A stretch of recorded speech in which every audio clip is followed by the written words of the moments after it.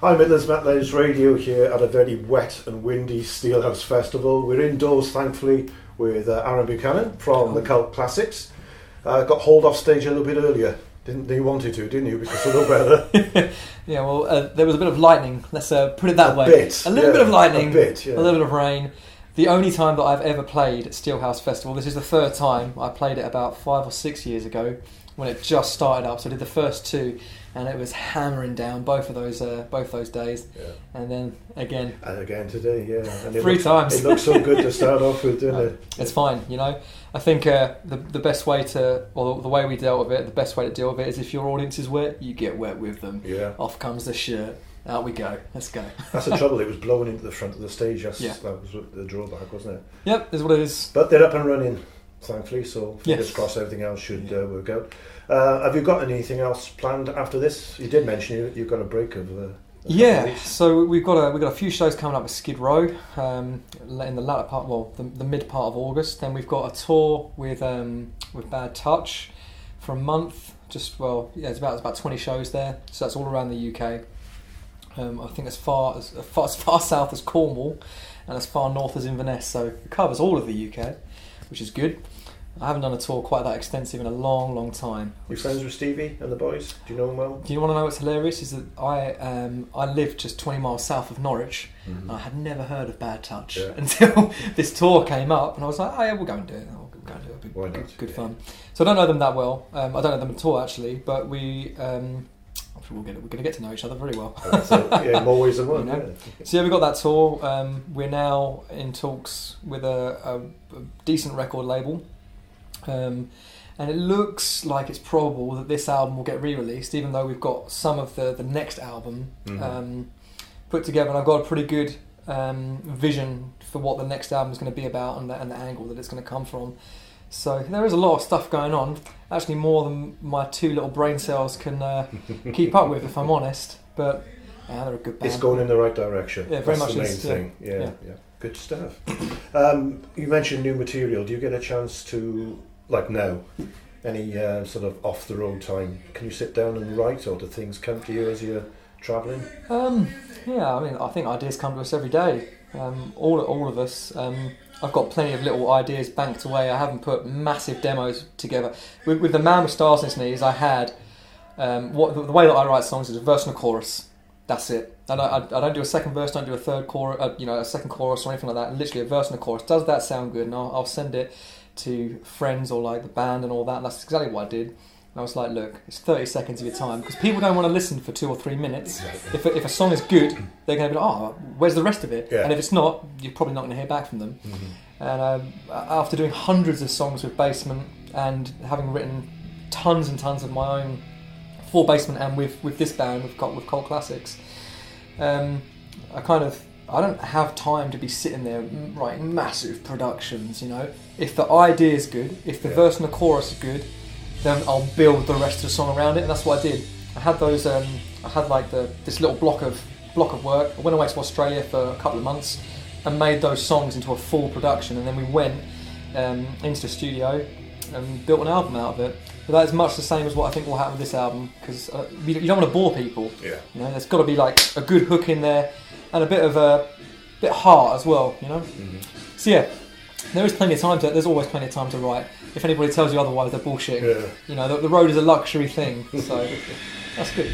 One of my colleagues was with us at the moment. He's reviewing the festival, David, and he said he's really surprised that you haven't ruined your voice by the way you sing. Do you do anything beforehand? Do you take anything between us? Do you take anything, or do you have any exercises that you stick I take to? Plenty of things away from the road. Yeah. But, however, no. Cut, right. Life's a balance. When it comes to touring, when it comes to doing any shows, it's clean living. You know, you can't. There is no way that I could get up on that stage and do what I do with my voice without warming up. I have a little routine before we go, and I make sure that everything's sort of stretched out. And I've done plenty of coaching with people, and I've been coached myself by plenty of people. I've taken a little bit of the good stuff that works for me from everybody, and that's what I try and give back to the people that come to me looking for ideas and stuff. So I warm up a fair bit, and as well, I mean, I think what a lot of people think when you doing like gigs like this is you're just wailing your tits off the whole way through the set.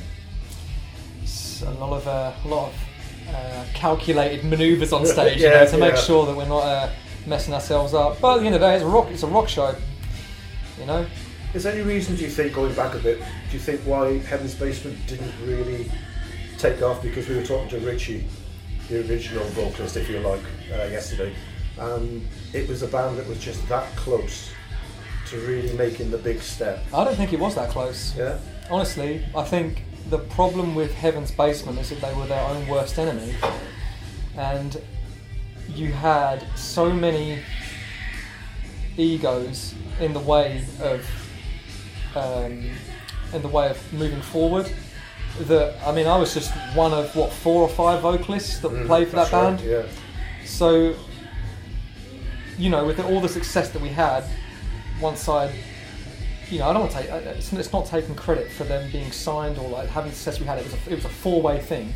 There was chemistry between 4 of us on stage, which made a show that people wanted to come and watch.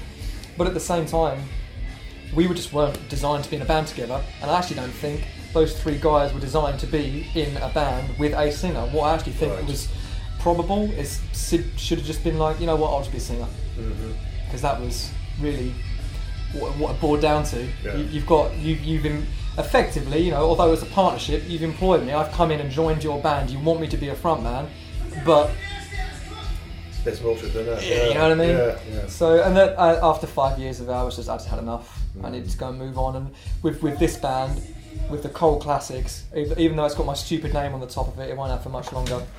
It's a collective. There are 5 people on stage.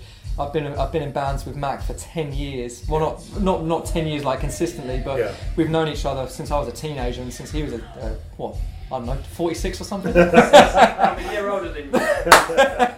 He's 45. That's all right. You heard it here first.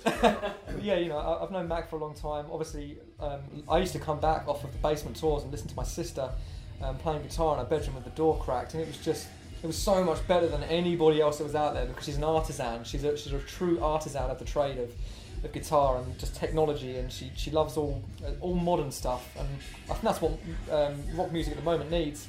And with the 2 other guys, with Mark and Paul, they've become fantastic friends. But I found Paul through my old tour manager, this guy called Luke Bell, fantastic human being.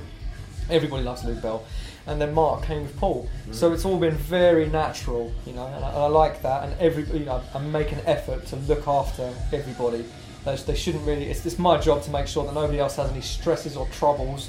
We just get the gig done, and everybody walks away smiling and having a good time. Hopefully, if I'm not doing my job properly, this guy here gives me shit. So the 28th of July, it's on record. Aaron said that. Aaron, thank you very much indeed for your time. It was a quick jump in for the interview, but thank you very much for that. Thanks for having us. Where are we again? See if I can remember where I am this time.